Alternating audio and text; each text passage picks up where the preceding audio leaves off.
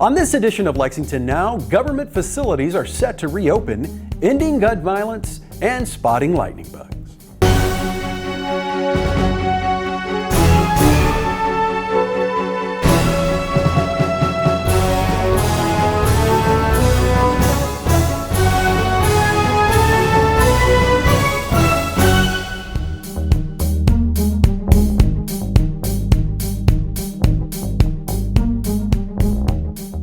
I'm Neil Noah, and welcome to Lexington Now for the week of June 7th, 2021.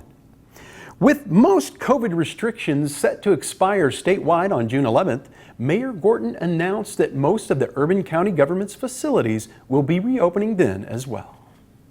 Now COVID-19 is moving into our rearview mirror, with almost 60% of our entire adult population vaccinated. That's 18 and over, fully vaccinated here in Fayette County. So it is time to reopen government, offices, and facilities to the public. And while I'm glad that just about everything is opening, I must admit getting the senior centers open is at the top of my list. Our senior citizens have really missed their friends and activities at the senior center. We've tried to bridge the gap with online classes, but nothing takes the place of in-person visits. I closed the senior centers on March 13th, 2020. It was one of the first steps I took to protect our community from COVID-19. As a registered nurse, I immediately knew the potential dangers of a new virus in facilities like the senior center. Our senior centers are going to reopen gradually, and seniors will find some changes. We ask for everyone's patience. There will be program changes as we gradually move forward, and we will keep everyone informed. Government offices will open to the public on June 11th. Government offices have been closed since March 23rd of 2020. We have worked hard to continue to provide all of our government services, but we know at times some people have been a little inconvenienced by the closure. The Urban County Council will resume in-person meetings on June 15th. There are a handful of government facilities that are not opening on June 11th or have limited hours. The pools have already reopened, but they are on a limited basis with limited hours because of a shortage of lifeguards. Tate's Creek Pool is closed this week because of a leak.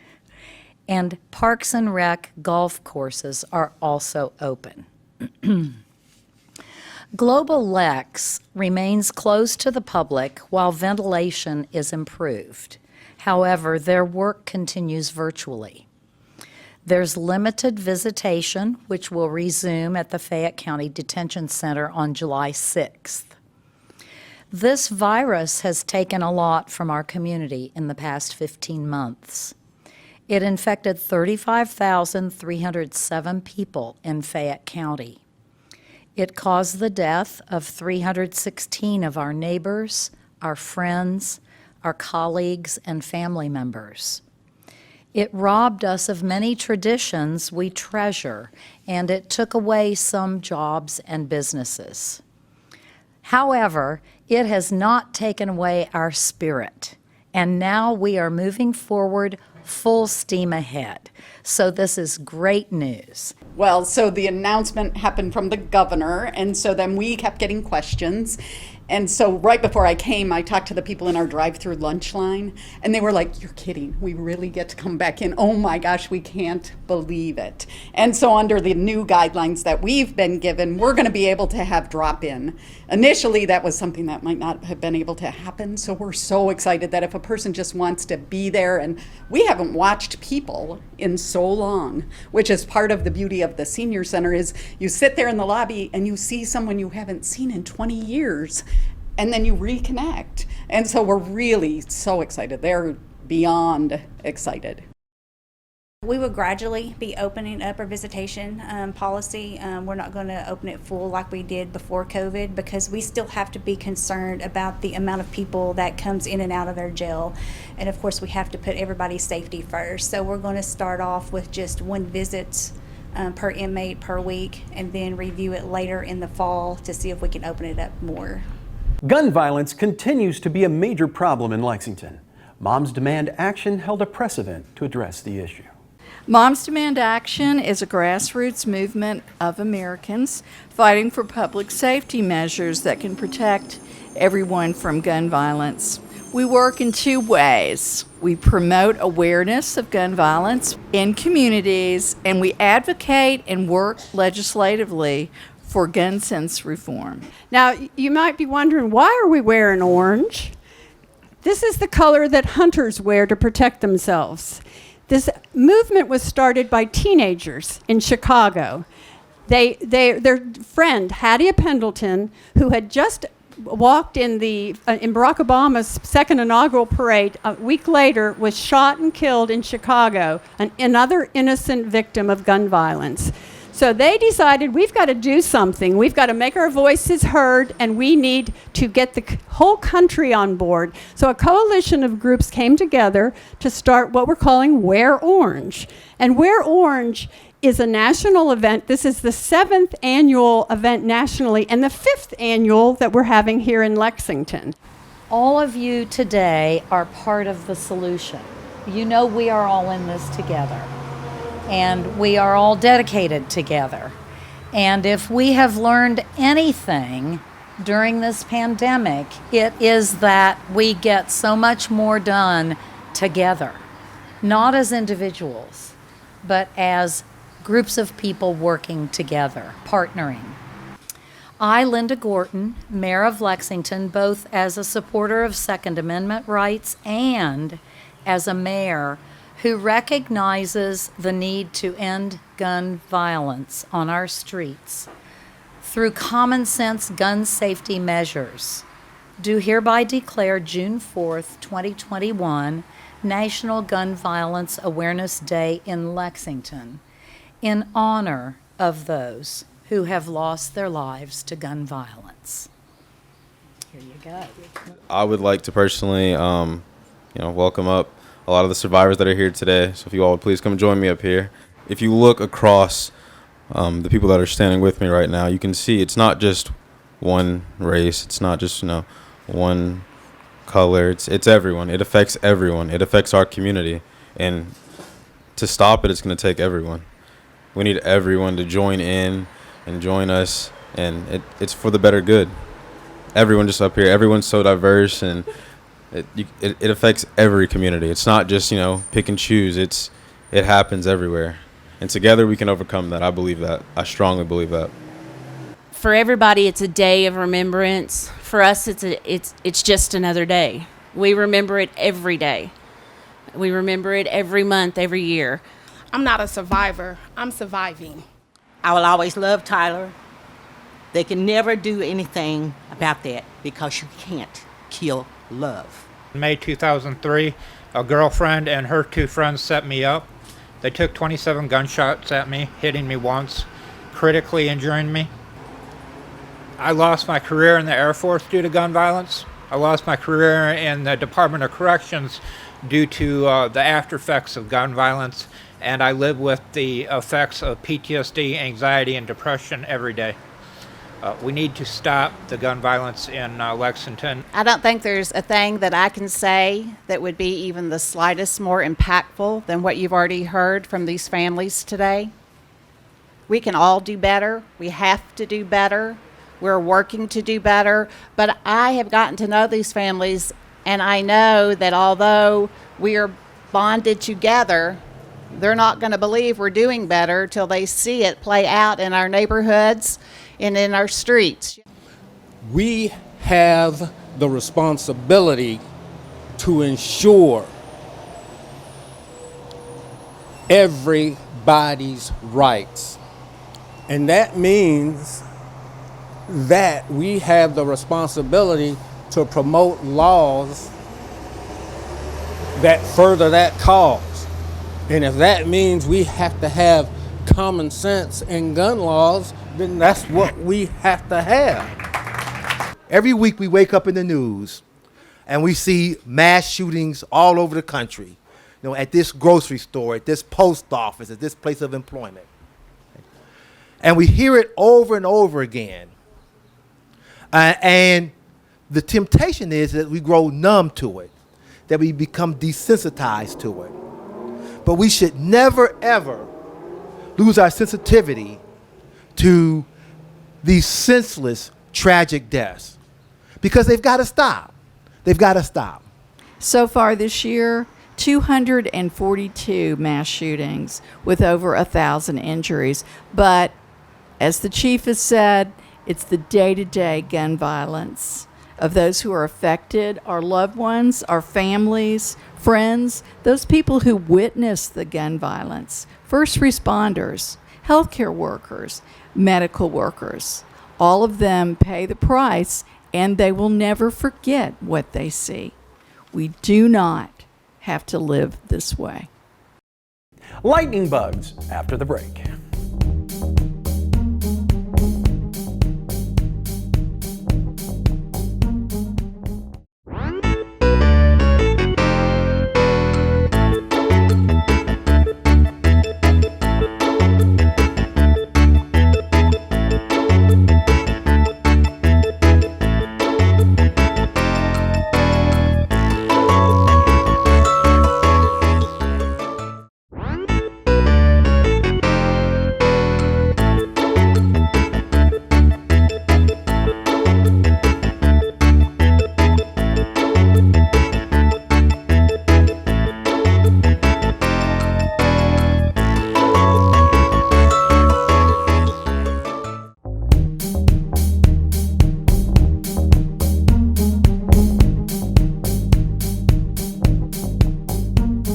Welcome back to Lexington Now. Parks and Recreation has a fun event planned for the whole family, spotting lightning bugs. Stephen Rogers explains. Our Firefly viewing party on June the 5th and June the 12th is really just an opportunity for people to come out and focus on seeing the fireflies that we have here at McConnell Springs. Central Kentucky, we have a great population of fireflies, so you can be driving through the country, you can be around a wooded area right on the edge and see hundreds of fireflies come out in the evening time during the summer. And McConnell Springs is no exception to that. So we have a great opportunity right from our education center to see hundreds of fireflies literally rise up out of the grass in the evening and go through their display where they're trying to attract a mate using their bioluminescence. So it's a great opportunity for people to see that. It's almost like you're walking through Christmas lights in the middle of June. It's really cool. The program's free, and really we want people to come out and learn a little bit about fireflies. So we're going to be talking about what they're going to be doing before you start to see this display, and then you'll start to see them actually rise up, and hopefully people can understand what they're seeing once they see fireflies and how they interact with each other. It's a good family-friendly event, so it's a good opportunity to bring kids out. They can run around, enjoy the park, and then everybody can experience the fireflies on their own. I just hope that a lot of people come out and experience it. Things are getting better. People have an opportunity to come to programs like this again, so we're really excited to have an opportunity for people to come out, see the fireflies. Be sure to register on our website. If you go on lexingtonky.gov and search for McConnell Springs, then you can go to our registration page, and it'll be an easy link. You just create an account if you don't have one already, and it's a free program. You just have to register to let us know how many people will be coming in your party. So you can park in our education center parking lot. The gates will be open. So we'll have the gates open for the event, and you can park right in the parking lot, walk in through our education center under the covered picnic area, and we'll have signage up and kind of direct people where to go from there, the best spots to try to see the fireflies. But you can see them pretty much throughout the park. It's really cool. It's a great experience. But it's a very weather dependent event. So fireflies, if there's some heavy rain, heavy winds, anything like that, insects just aren't going to be out because they can't fly. So it's a very weather dependent event. So I'll check our social media just to make sure if the weather's going to be bad, we would have to cancel. And then of course in 2020, because of COVID restrictions, we couldn't have the program then. So the weather hasn't cooperated with us in the past. And then of course, due to other circumstances, we couldn't have the program last year. So we're hoping for good weather this year. That's why we have at least 2 scheduled so that we can hope to have good weather one of those evenings so that people can experience the opportunity to see the fireflies. From personal experience, seeing the fireflies here at McConnell Springs, it really is like you're walking through a well-lit Christmas light display when they're really in their peak and they're full in the middle of the summer. So you could be seeing right in front of you hundreds of fireflies that are communicating back and forth and lighting periodically. It's a really cool experience. You can call the park here at McConnell Springs so we can answer questions you have. It's 225-4073. You can check lexingtonky.gov on the McConnell Springs page. We have our friends group that has a URL of mcconnellsprings.org, and so great resources for all the information about the park of any one of those sources. You can find all the parks information you need on the city's website, lexingtonky.gov/parks. Some colorful changes have been made to downtown for Pride Month. Here's more. Today we are here to celebrate the diversity of our community and the pride we have in our residents. Today we celebrate Pride Month in Lexington. We are a welcoming city, embracing our diversity. Right here in the heart of the Bluegrass, our community strives to make sure we all have opportunities that we deserve. Our city is focused on making sure all people, no matter your race, gender, age, or who you love, feel safe, that they belong and are accepted. We want you to know you are important to our community. So, when the rain comes, which it is, it often brings a rainbow. And today, it's been raining, and we have a rainbow right at our feet. In 2017, Lexington installed the first set of rainbow crosswalks in the state. At the heart of our town, at the intersection of North Limestone and Short Street, next to our Judicial Center, the crosswalks stand as a symbol of freedom and equality, love and acceptance. In 2019, I was notified that North Limestone would be resurfaced in the future, and part of that would result in the previous rainbow crosswalks being removed. Now, I knew we couldn't go backward, right? And after discussion with our Commissioner of Environmental Quality and Public Works, Nancy Albright, we decided that not only would we keep the rainbow crosswalks, but we would make them even better. The new design we're dedicating today is a full rainbow in all directions of the crosswalk. A design that's not only considered better for motorists, but stronger in our support for our Pride community.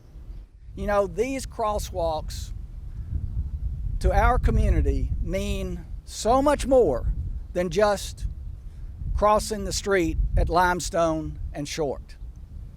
They represent belonging. These crosswalks represent pride and how proud we are of our city, a welcoming and inclusive city. It took vision to paint this rainbow for the first time, and it means so much to be here today refreshing the colors. Yes, it is vibrant and cool, but most importantly, our rainbow crosswalk is a true representation of our city's commitment to inclusivity.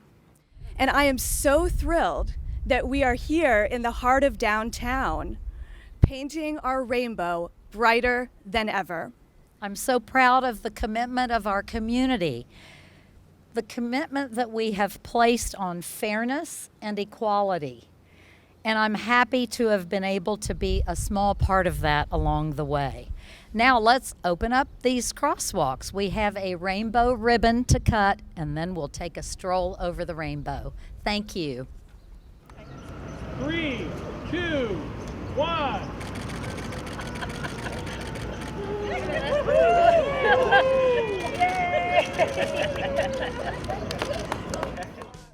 Many urban county government meetings are still happening virtually, but we bring most of these meetings to you live. Check out our website for the most accurate and up-to-date coverage of city business. We continue to keep you up to date on how the city is handling the pandemic via our official COVID-19 response site, including testing and vaccination sites. Simply click on the banner at the top of our homepage. That's all for now, but as always, you can keep up with us on social media, check out the latest traffic updates on Twitter at LexRex, or catch our live traffic cams on lexingtonky.gov. For all of us at Lex TV, I'm Neil Noah, and that's it for now.